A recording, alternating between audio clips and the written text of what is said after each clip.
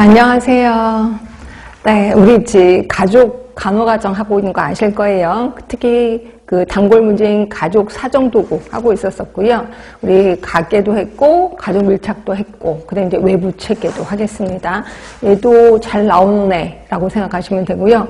얘는 두 가지를 알 수가 있어요. 두 번째 줄에 보시면 에너지의 유출 유입, 그 다음에 옆으로 쭉 가시면 스트레스 원, 요 두 가지를 알 수 있는 게 외부 체계도 외워두셔야 돼. 자, 그럼 그리는 방법을 볼게요. 일단 가계도를 먼저 그립니다. 자, 밑에 가계도 그려져 있는 거 보이시죠? 김씨, 박씨, 그 밑에 큰아들, 작은아들, 그 다음에 이제 막내딸, 이렇게 이제 가계도를 그립니다. 그리고 두 번째 다시 위로 올라가셔서 가계도 둘레를 가족 구성원이 느끼는 스트레스 원, 갈등 제공원, 강점이 될 수 있는 자원을 그린다. 네, 다 그려 있을 겁니다. 그 다음에 세 번째는 가족과 자원 간의 관계가 강한 경우는 실선. 자, 그리고 가족과 자원 간의 관계가 약한 경우는 점선으로 연결한다. 그래서 실선과 점선이 되어 있습니다. 요거 좀 착각하시지 않는 게 뭐냐면 그 전에 가족 밀착도를 보시면 그 전에 가족 밀착도 보세요. 여기서는 점선이 없습니다. 그렇죠? 예. 그리고 여기 점선이 있는 건 이 외부 체계도예요. 그러니까 헷갈리시면 안 돼. 외부 체계도가 실선 아니면 점선 이렇게 표시되어 있고, 그 다음에 5번에 보시면 스트레스 원과의 관계는 실선 위에 스트레스 표시를 해준다 라고 해서 요거죠. 실선이 있으면 스트레스 표시가 요거예요. 요걸 이게 스트레스 표시라고 보시면 될 것 같아. 그래서 스트레스 표시를 해준다. 그리고 에너지의 흐름을 화살표로 표시한다 라고 되어 있습니다. 그래서 이 그리는 방법을 좀 알아두시는 게 좋을 것 같고, 일단 거기 좀 볼게요. 자, 김 씨는 에너지의 흐름이 의료기관으로 가고 의료기관에서 오고 있어요. 뇌졸중이신가 봐. 그 재활 치료를 받고 있습니다. 그리고 자원봉사단체에서도 에너지가 흐르고 가고 오고 있다 하시면 되고, 현주를 보세요. 자, 큰아들 현주. 봤더니 에너지가 오고 가고 있는 게 음악 동아리라고 보시면 되고요. 그 다음에 현민이가 조금 문제가 있는 것 같아요. 학교에 스트레스를 받고 있어요. 그리고 에너지가 가는 게 비행청소년이야. 비행청소년이 에너지가 그쪽으로 가고 있다 하시면 되고요. 현정이 같은 경우는 동네 공부방에서 에너지가 오고 있네요. 그리고 박 씨를 보세요. 엄마를 보시면 친정에 좀 어려운가 보죠? 그래서 거기서 이제 스트레스를 좀 받고 있다. 이렇게 되어 있습니다. 그래서 요걸 한 번씩 읽어보는 게 좋습니다. 왜냐면 이런 거 읽어보라고 시험 문제가 좀 나오니까.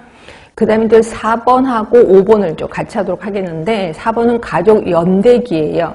가족 연대기는 뭐냐면 일단 가족 중에서 가장 나이가 많으신 분하고 인터뷰를 좀 해야 돼요. 그래서 가장 나이 많으신 분들에게 이제 이러는 거죠. 결혼하고 나서 이제 어떤 사건이 벌어졌어요? 라고 물어보는 거예요. 결국 가족의 역사 중에서 개인에게 영향을 주었다고 생각되는 중요한 사건을 순서대로 열거하게 하는 거예요. 그러니까 이제 그럴 겁니다. 할머니한테 물어보면, 그때 할아버지가 뭐 전쟁터에 끌려가서 그 다음에 내가 뇌졸중에 걸렸고, 이렇게 결국 사건하고 그 다음에 질환과의 관계를 연결하기 위해서 이런 걸 좀 하는 거죠. 그래서 보시면 개인의 질환과 중요한 사건의 관련성을 추구하려 할 때 주로 사용하는 게 가족 연대기.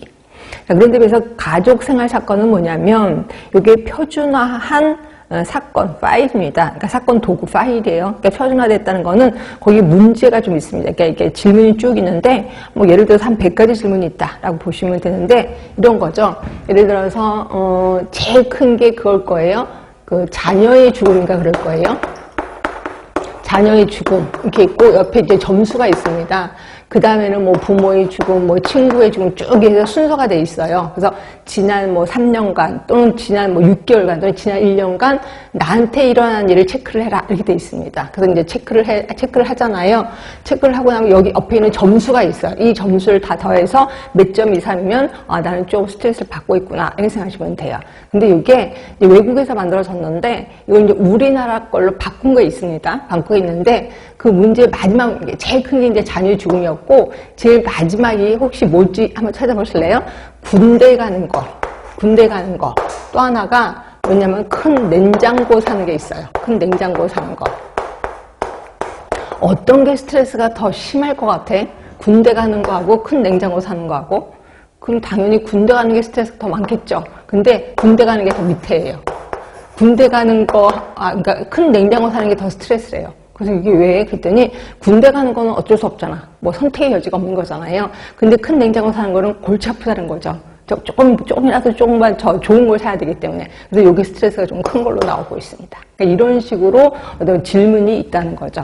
그거예요. 그래서 표준화된 가족생활 사건 파일을 사용해서 가족에게 일어난 문제가 스트레스와 관련된 문제인지 또는 특정한 스트레스의 잘못된 대처로 인해서 더욱 악화되고 있는지 여부를 활용하는 게 가족생활 사건이라고 보시면 되고, 그 다음에 체크포인트를 좀 더 보시면 생애 변화 질문지, 이게 이제 가족생활 사건과 좀 비슷한데 이게 이제 제목이 생애 변화 질문지예요. 요거는 그 심리학자 홈즈라는 사람이 만들었는데 스트레스가 멘트 43개 사건에 대해서 상대 점수를 부여해서 거의 똑같아요.